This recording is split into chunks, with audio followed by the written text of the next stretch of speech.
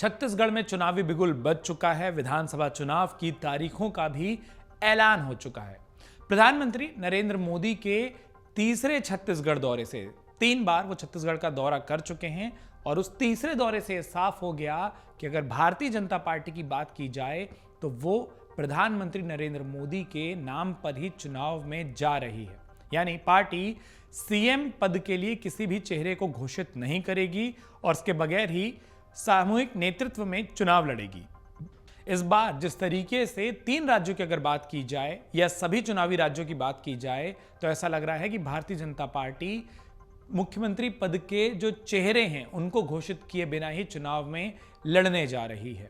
अगर बात की जाए प्रधानमंत्री नरेंद्र मोदी के छत्तीसगढ़ के बिलासपुर के सीपत रोड में हुए साइंस कॉलेज ग्राउंड में परिवर्तन यात्रा के जो समापन कार्यक्रम की थी, तो वो एक ऐसा बड़ा कार्यक्रम था जिसने छत्तीसगढ़ की राजनीति में साफ कर दिया कि भारतीय जनता पार्टी किस रणनीति और किस चेहरे के तहत चुनाव में जा रही है।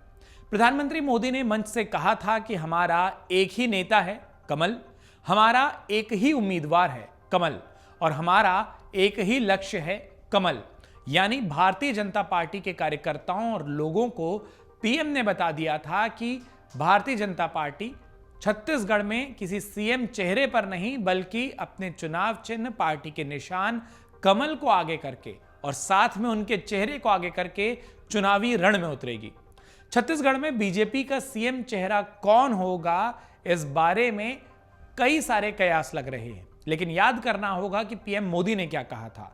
बिलासपुर में अपनी रैली के दौरान उन्होंने कहा था कि हमारा संगठन बहुत मजबूत है, छत्तीसगढ़ के बूथ बूथ पर हमारा नेटवर्क है, जब तक हर बूथ पर कमल नहीं खिलेगा तब तक हम चैन से नहीं बैठेंगे। कार्यकर्ता लोगों के घर घर जाएंगे, एक एक मतदाता से मिलेंगे। यानी पीएम ने भारतीय जनता पार्टी के कार्यकर्ताओं को उनका विजन और उनके लिए लक्ष्य भी साफ तौर पर बता दिया।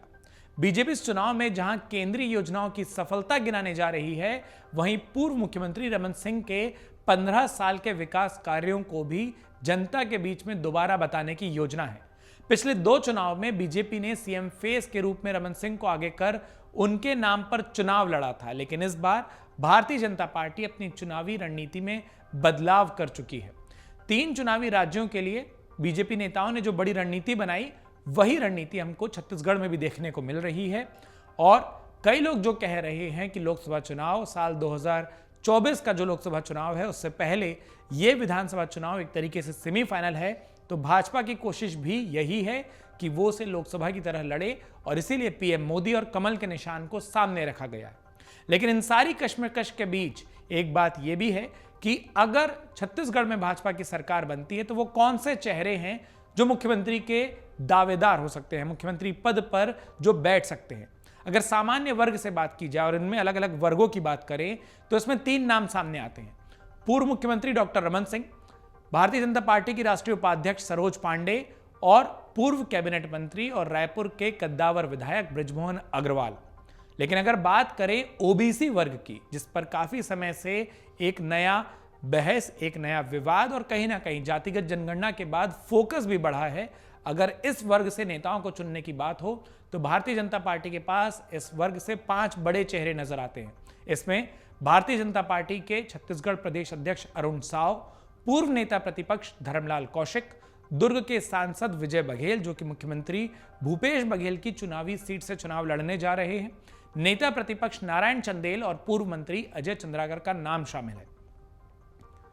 अगर बात उस प्रदेश की जाए जहां पर लगातार आदिवासी मुख्यमंत्री की मांग होती है, तो इस वर्ग से 4 चेहरे ऐसे हैं जो भारतीय जनता पार्टी में दिखाई देते हैं। अनुसूचित जनजाति वर्ग से केंद्रीय राज्य मंत्री रेणुका सिंह, पूर्व राज्यसभा सदस्य रामविचार नेताम, भाजपा के पूर्व प्रदेश अध्यक्ष विष्णुदेव साय और भाजपा की राष्ट्रीय उपाध्यक्ष और एक प्रमुख महिला चेहरा लता उसेंडी इस वर्ग से कहीं ना कहीं सामने आती हैं। बड़े नेताओं में उनका नाम दर्ज है। और अगर बात एससी वर्ग की करें तो उसमें पूर्व मंत्री पुन्नूलाल मोहिले, पूर्व मंत्री डॉक्टर कृष्णमूर्ति बांधी मुख्यमंत्री पद के दावेदार हो सकते हैं।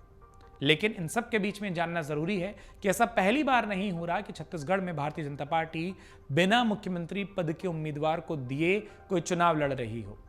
भारतीय जनता पार्टी ने साल 2003 में, जो कि राज्य का पहला चुनाव था, छत्तीसगढ़ का जो गठन है वो साल 2000 में हुआ था और उसके बाद वहां मौजूद विधायकों के संख्या के हिसाब से एक सरकार बनी। 2003 में जो पहला चुनाव हुआ उसमें भाजपा की ओर से सीएम पद का कोई भी दावेदार नहीं था।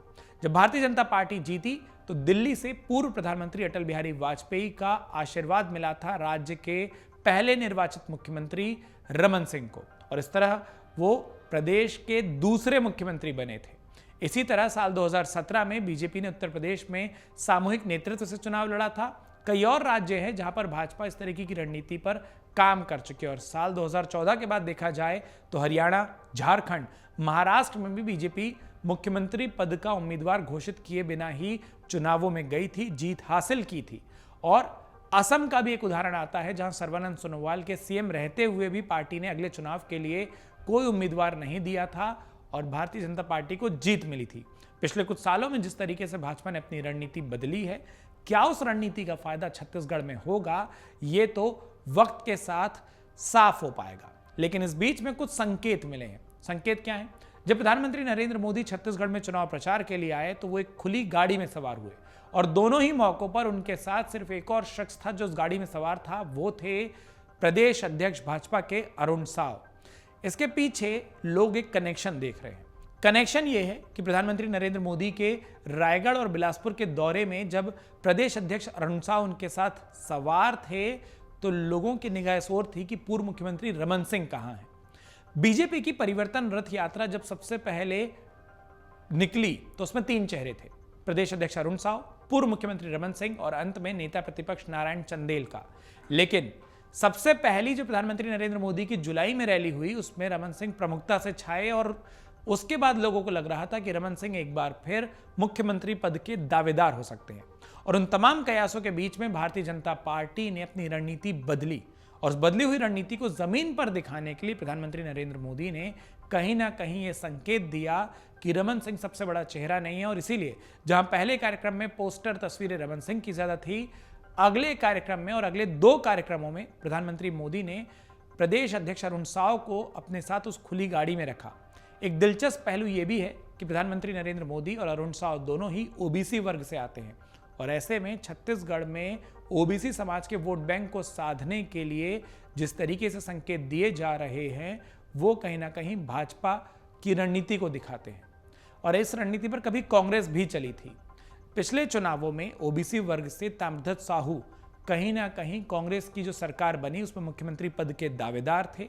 माना जाता है कि ताम्रध्वज साहू की दावेदारी के बारे में जितनी अटकलें थी उसी का फायदा कांग्रेस को विधानसभा चुनाव में भी मिला था। अमर उजाला अब आपके टीवी पर भी।